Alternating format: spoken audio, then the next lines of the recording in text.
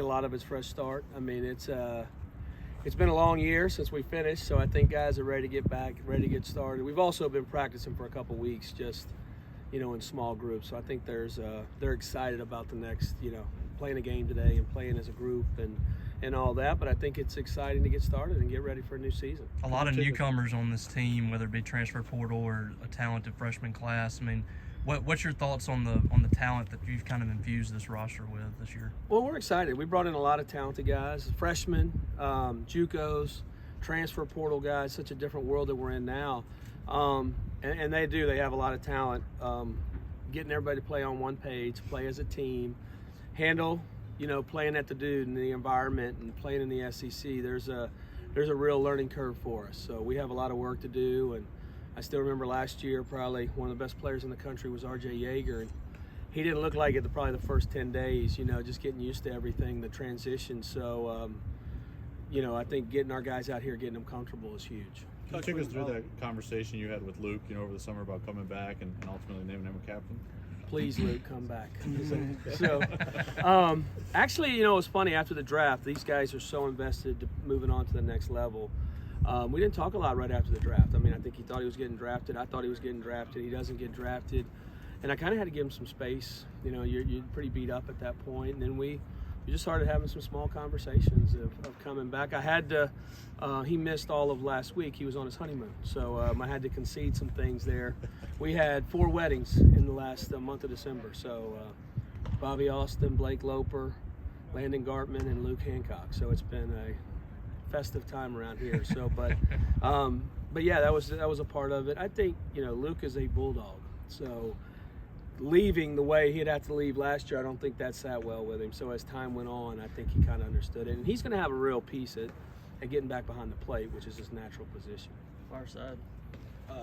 Obviously, I was going to ask the same question as Steph, so I'm sorry about that. Not a lot of captains in the history of this program in the modern era. Why was it important to give Luke that designation? We just needed leadership. And I think that was a big piece of coming back, like we spoke about it. We voted as a group last week, and we kind of have a captain's committee. The 4 guys you've had out here are kind of our captain's committee, and I want them to take ownership of the program.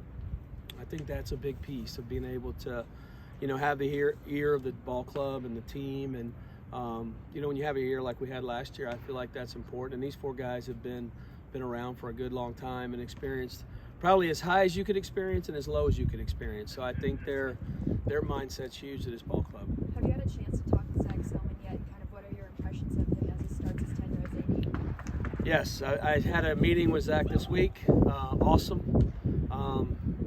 Gets it, just a really easy conversation. We didn't go into depth about everything.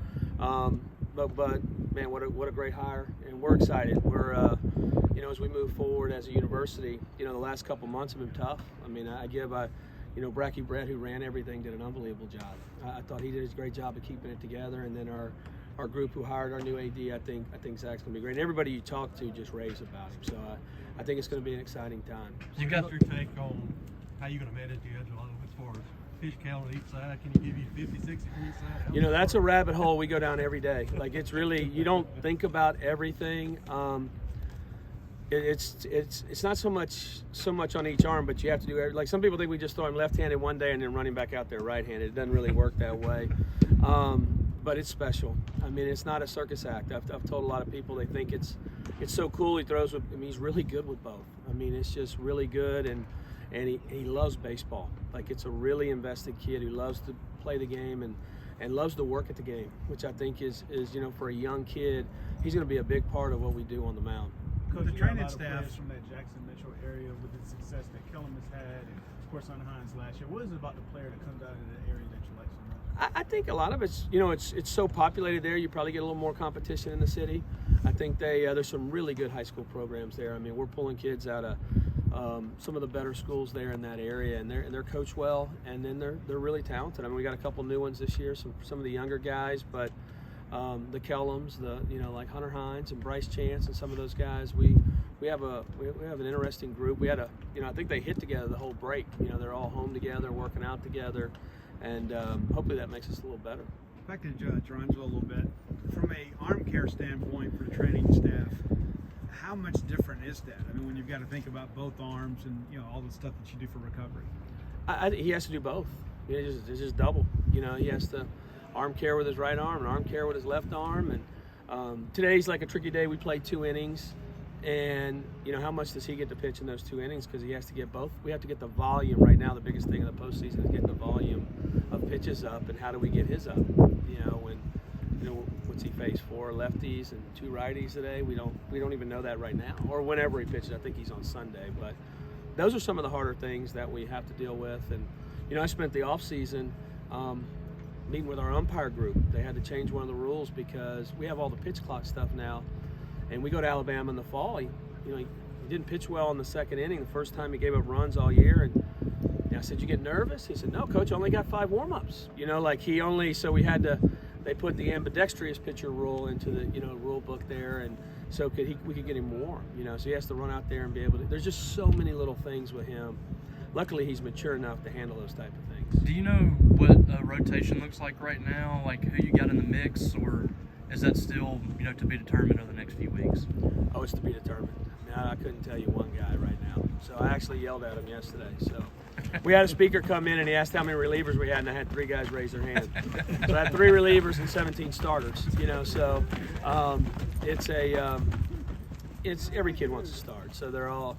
I just told them whoever we run out there is going to earn it. That's one of the big things. They'll have to go out there and earn it. And we need guys that give us good starts. I mean, we need guys that the 4 innings and 100 pitches and we need some guys that can take the ball and give us a chance to win the game. And I think that's a big piece, and we're trying to figure that out right now. I know Last you've been question. vocal about it in the past before, but I guess how excited were you when you saw the rule that you could have another full-time assistant on your staff? Oh, that's huge. I mean, that was a huge one. My poor guy Cheese, he came with me from Indiana. He's out here somewhere, but he was a head assistant, at Indiana. I mean, and made real money. Came down here, thought we were going to get it. 2019, it doesn't pass. He's had offers from so many Power 5 schools to be recruiting coordinators and everything, and he's held on and held on and held on, and I'm happy for him. Baseball was a big push behind the volunteer in all the sports because, we don't have as many coaches per player as anybody else in college athletics. And so I know y'all have heard that from Coach Polk in the past, but it's really true. Coach per player, we're still, even when we get this coach, we're still last, and that's the thing that we're fighting for. But to be able to have Chi, I tell him he's on a tryout, but he's really not. So I said, well, if you do good this year, we may keep you, But he's a great recruiter too. So we haven't been able to use him full time in the recruiting world and being able to have a guy like that out there. So it's going to be great for college baseball as a whole and for young coaches to be able to get into the game.